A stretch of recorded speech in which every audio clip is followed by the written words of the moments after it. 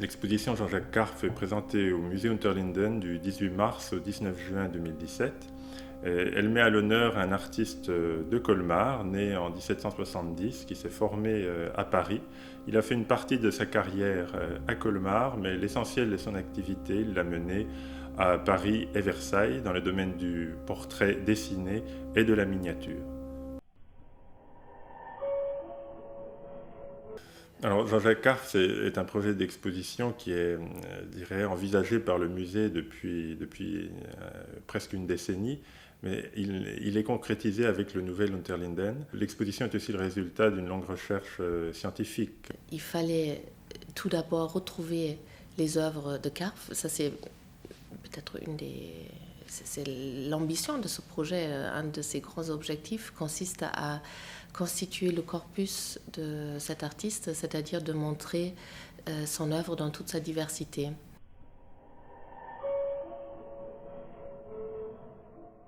C'est souvent une conjonction de facteurs qui amènent à organiser une exposition, le fait que la recherche est avancée sur un sujet, le fait aussi qu'une ville ait envie de se pencher sur un créateur qui est né dans ses murs et qui a eu une carrière en dehors de l'Alsace pour l'essentiel. C'est-à-dire que Carphe est connu d'abord à Colmar comme le créateur de l'école de dessin, comme la personne qui a sauvegardé le patrimoine.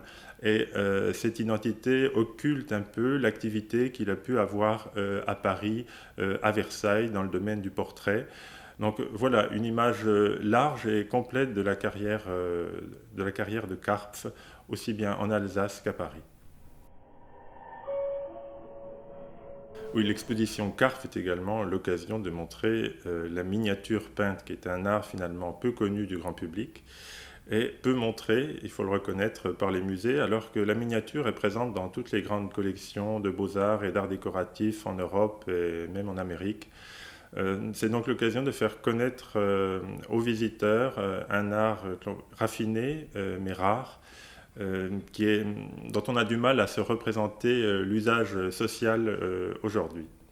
La miniature, c'est d'abord avant tout l'art de l'absence, c'est-à-dire de la consolation de l'absence, de l'être aimé, de l'être cher.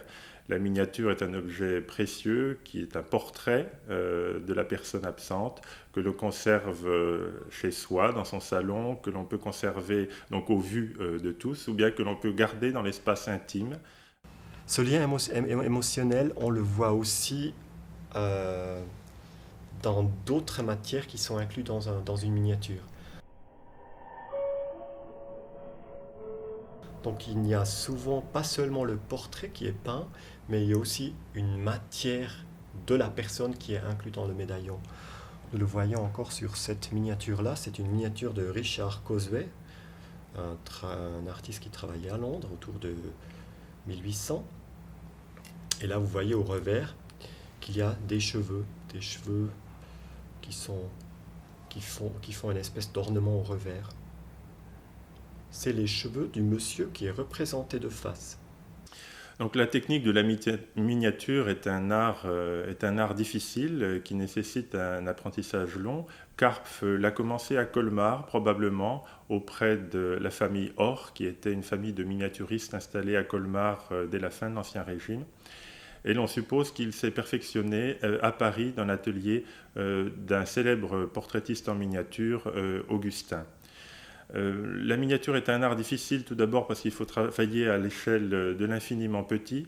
L'artiste s'aide de procédés optiques, de loupes qui permettent de travailler à une échelle qui est difficilement accessible à l'œil nu sur une longue période de temps. Je dirais que sa particularité par rapport à Isabelle, par rapport à Augustin, c'est le fait qu'il ait travaillé exclusivement en grisaille. Il n'a pas utilisé de la couleur, mais il a su rendre une richesse de nuances en se limitant à l'utilisation de l'encre de Chine qu'il dilue plus ou moins. Il peut rendre des nuances d'une incarnation de la peau Ce qu'il fait de façon assez virtuose, il intègre en fait son fond de l'ivoire. Hein. L'ivoire devient en quelque sorte un élément constitutif de son image, parce que c'est l'ivoire, la couleur de l'ivoire, qui sert de base à la couleur de la peau des personnes représentées. Vous avez ici une boîte ronde dont le couvercle est orné d'une miniature. Les miniatures étaient souvent montées sur des boîtes. Et le portrait de cette femme qui n'est pas identifiée, vous le voyez, est d'une élégance et d'un raffinement remarquable. Et tout le génie de l'artiste est d'inscrire finalement son sujet dans le format circulaire. Et vous le voyez ici par le traitement de la parure, de la main également, qui est toujours rendu, qui est toujours un passage difficile à rendre dans le domaine du portrait, mais également du voile qui flotte, une parfaite adéquation du sujet à son support. Karpf est un artiste qui est très sensible au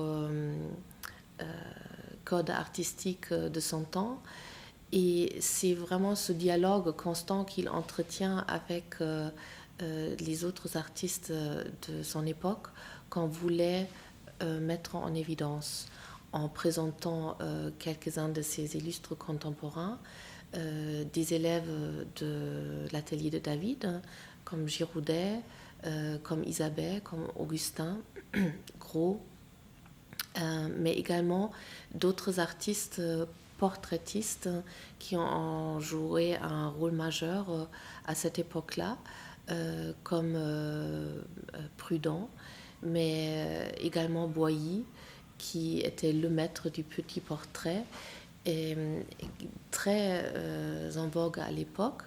Et nous avons donc pu avoir des prêts d'institutions publiques comme le Louvre, comme d'autres musées en France, en Allemagne, et d'un grand nombre de collections particulières qui nous permettent de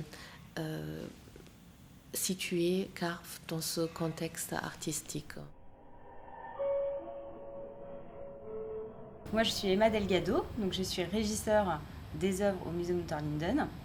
Et du coup, mon travail consiste en deux pans, on va dire. Donc, le pan vraiment plus mouvement d'œuvre.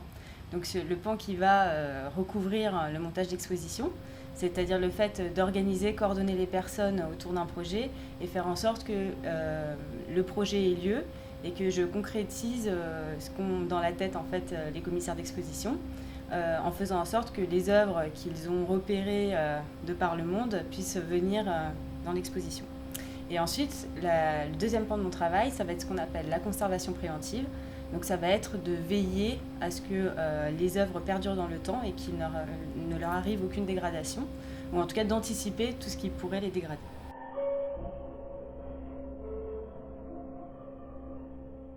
L'exposition va regrouper en fait environ 220 œuvres, donc c'est énorme.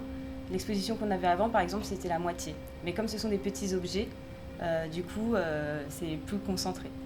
Et ensuite, le nombre de prêteurs se situe autour d'une 60aine. Je viens de manière sporadique pour les montages, notamment les montages d'expositions et pour la gestion du cabinet d'art graphique. Et pour l'exposition Karpf, le but de ma mission est de préparer tous les documents graphiques en amont de l'exposition, c'est-à-dire à partir de la liste d'œuvres que Emma, la régisseuse, me confie.